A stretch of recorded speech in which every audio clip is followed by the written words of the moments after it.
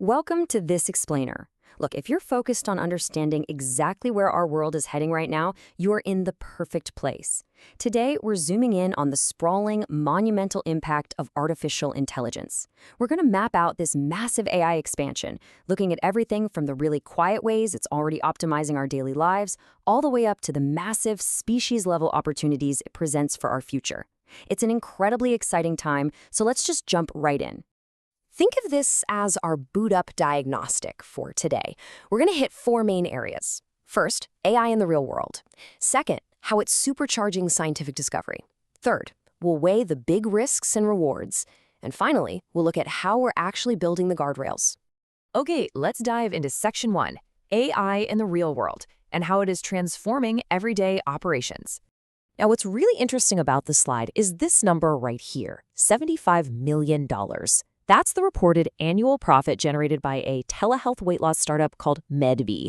But here is the absolutely astounding part. They reportedly pulled that off with just 2 employees. Literally 2. This right here is the power of what we call agentic AI. These are AI systems acting as autonomous agents that can just relentlessly facilitate and scale giant business models with barely any human staff. It's a phenomenal example of how AI acts as a multiplier.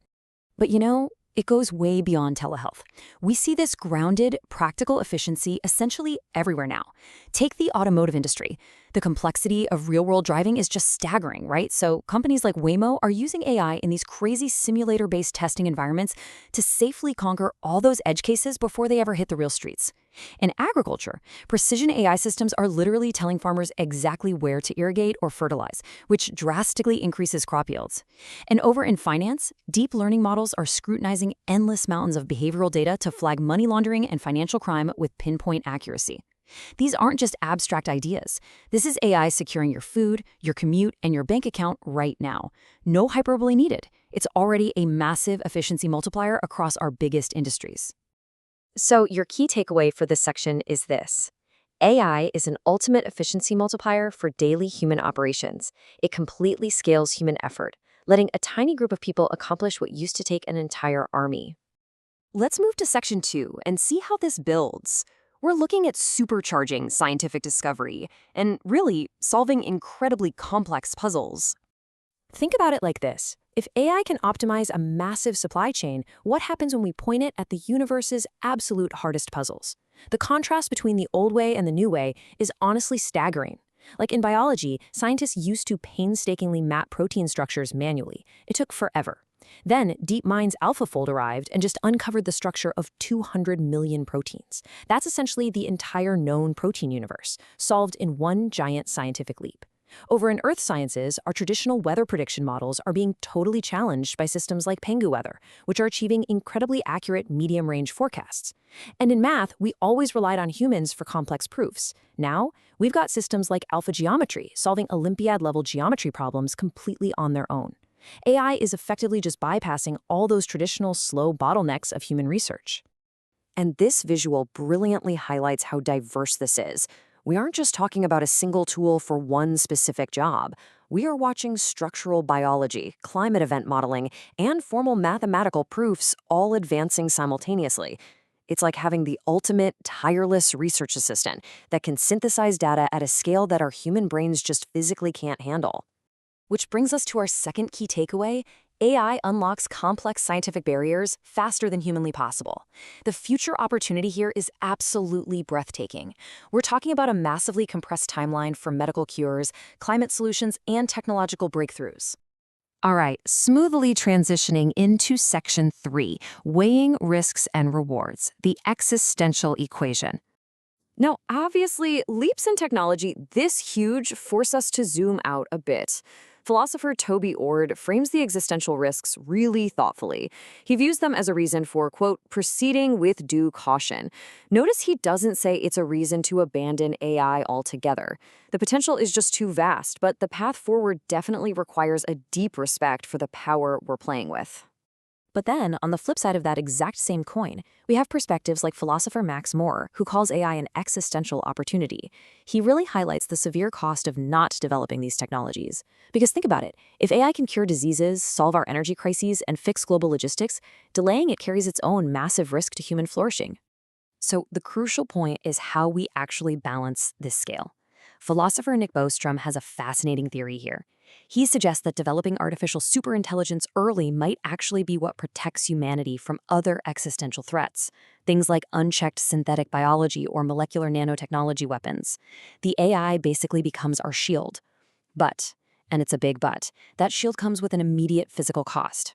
These models demand massive data centers, which consume a ton of computing power and environmental resources. So it's a very complex trade-off. That gives us our third key takeaway. AI certainly poses risks, but it might actually be our best defense against other existential threats. Keeping that balance in mind lets us stay incredibly excited about the future without tipping over into doomsday hyperbole. Which brings us to our final section, Section 4, Building the Guardrails, specifically looking at government regulation. So how do we actually manage these existential balances in the real world? Well, when we map out the timeline of U.S. federal AI regulation, a really clear picture emerges. Tracing from the Obama administration straight through the first Trump administration and right into the Biden administration, we see a sustained, continuous effort. Regardless of the political shifts happening in Washington, there's been this ongoing, bipartisan attempt to understand and build safety nets around artificial intelligence. And what exactly are these administrations trying to put guardrails on? Well, the targets are incredibly varied because, as we know, AI touches everything. Over in the military, there's intense focus on the rules for lethal autonomous weapons. In the software world, regulators are looking closely at cybersecurity and technical debt. Actually, let me explain that. That happens when humans rely so heavily on AI to write code that it accidentally mass replicates lazy or poor programming. Then in finance, folks are worried about information asymmetry, where companies might use individualized pricing to manipulate markets. And in the justice system, there are massive efforts to tackle algorithmic bias in legal analytics and law enforcement. These are very specific, real-world vulnerabilities being managed right now to ensure security and fairness for all of us. Which brings us to our final key takeaway. Society is actively building frameworks to safely harness AI's massive potential. Those unprecedented future opportunities we talked about are being matched with deliberate, thoughtful oversight. We aren't just letting the machine run blind, We're laying down the tracks as the train accelerates. We've covered a lot today. We saw how AI acts as an incredible efficiency multiplier, how it's shattering complex scientific barriers, and we looked at that deep existential balance of its risks and rewards. And that brings us to one final, provocative thought to leave you with. As this technology continues its exponential growth, how will society ultimately balance these incredible leaps in scientific discovery with the ever-present need for thoughtful guardrails? That is arguably the defining question of our era. And honestly, watching the answer unfold is going to be fascinating. Thanks so much for joining me for this explainer today.